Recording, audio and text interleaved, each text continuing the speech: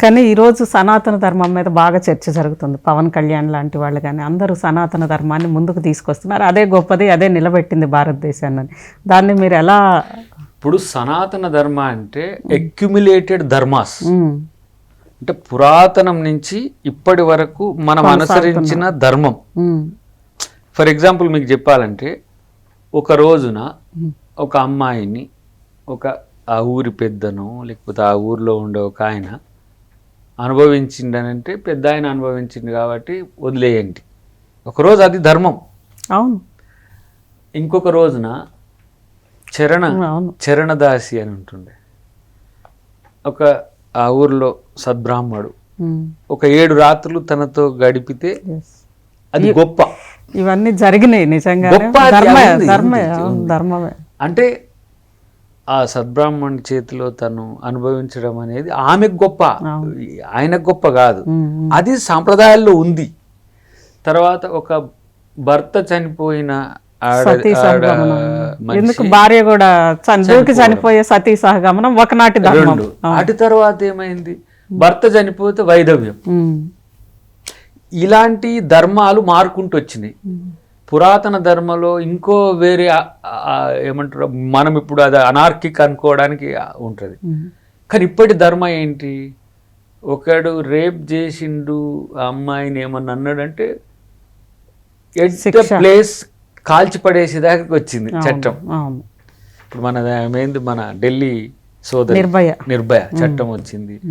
ఇంకా కొన్ని ఎన్కౌంటర్లు కూడా అవుతున్నాయి, మనం చూస్తున్నాం. అంటే ఈ ధర్మ అక్యుములేటెడ్ ధర్మలో ధర్మం మారుకుంటూ వస్తుంది. ధర్మం అనేది నిరంతరం వస్తుంది.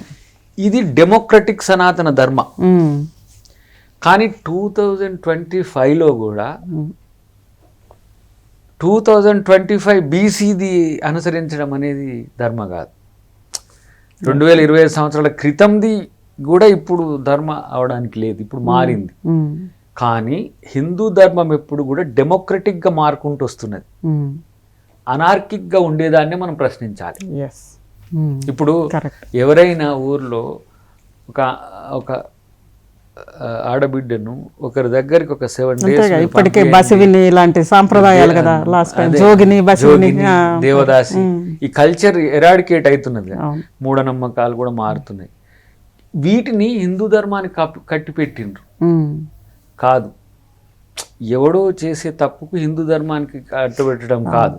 ఇప్పుడు వెనకటికి దళిత్స్ ఏంటి, మూతికి ముంత కట్టుకొని వెనక చీపురు కట్టుకొని నడవాలి. ఈయన ఊర్లో ఉయ్యకూడదు, ఈయనది వెనక ఈయన కాలు ఆనవాళ్ళు కూడా ఉండకూడదు.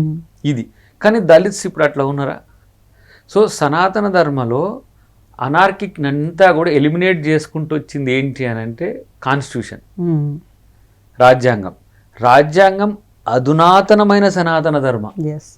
సనాతనం అంటే నిత్య నూతనం, రాజ్యాంగమే ఈ రోజు నిత్య నూతనము. మనం అనుసరించిన దాన్ని కంటిన్యూ చేసుకుంటూ రావడం. ఇప్పుడు సమకాలీన రాజకీయాలు అంటే ఇప్పుడు జరిగాయి, సనాతన రాజకీయాలంటే చరిత్ర నుంచి. కానీ ఇప్పుడు భాజపా RSS వీళ్ళు చేస్తున్నది ఆధునిక సనాతన ధర్మనే, కానీ కొన్ని ఎలిమెంట్స్ చేస్తున్న వాటిని మనం ప్రశ్నిస్తాం. దాన్ని ఇప్పుడు సమస్య వస్తుంది. బట్ నేను ఏదేమైనా మీరు హిందూ ధర్మను వ్యతిరేకించకండి. ధర్మ పురాతన సనాతన ఆధునిక ధర్మనే.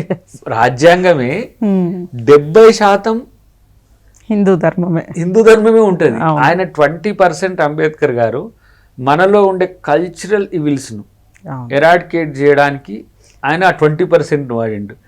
10% క్రైమ్ని ఎరాడికేట్ చేయాలి. ఏంటి, నువ్వు నా మాట వినకపోతే నేను చంపుతా, ఇది రాజు చేసేది. అంటే నువ్వు అట్లా చంపడానికి లేదురా బాబు, మనిషి పుడితే సచ్చే హక్కు తనకే లేదు, నువ్వెవరు చంపడానికి అంటాడు. క్రైమ్ను ఒక 10% ఎరాడికేట్ చేయడానికి, కల్చరల్ కన్వెన్షన్స్ను ఎరాడికేట్ చేయడానికి ఒక 20% వాడిని తప్పితే మిగతా అంతా 70% హిందూ ధర్మనే. చాలా మందికి ఈ అంశం అర్థం కాదు. సో వీటిని బేస్ చేసుకొని మనవాడు పవన్ కళ్యాణ్ అనే సనాతన ధర్మలో ఎలాంటివి ఉన్నో ఇంకా మనోడు రివీల్ చేస్తాడు. హిందూ ధర్మం ఇప్పుడు వెంకటేశ్వర స్వామి ఉంటాడు, బీజేపీ వాళ్ళే మొక్కరు కదా. అందరూ రేపు నేను కూడా పోయి గుండు కొట్టించుకునేది ఉంది చెప్తున్నా. మేము పోతాం ఇప్పుడు. ఎస్వీలో ఉన్నప్పుడు ఏంటిది మా పని అంతా ఎదురుగా నామాలు కనిపిస్తుండే విండోలోంచి చూస్తే. అసలు ఎక్కడికి నేను మా సుబ్బారెడ్డి అన్నం 2000s లో ఏదింది అదొక పెద్ద ప్యాషన్ కదా అప్పుడు, ఏది మిలీనియం. ఆ మిలియన్ టైంలో మేము అందరం పోయి నడిచి అందరం గుండు కొట్టించుకొని ఫోటోలు దిగడం ఏంటి ఒక న్యూ కన్వెన్షన్ మేము కూడా తేవాలనే ఉద్దేశంతో. కాబట్టి రాముడైనా కృష్ణుడైనా వెంకటేశ్వర స్వామి అయినా ఇది బీజేపీకి ఎవరు పేటెంట్ రైట్ ఇవ్వాలి, అందరి వాళ్ళు సమాజంలో అందరిది. వాళ్ళ రాజకీయాల కోసం ఈ దేవుళ్ళను వాడకండి, మీ విచారధారను మీరు ముందు పెట్టండి.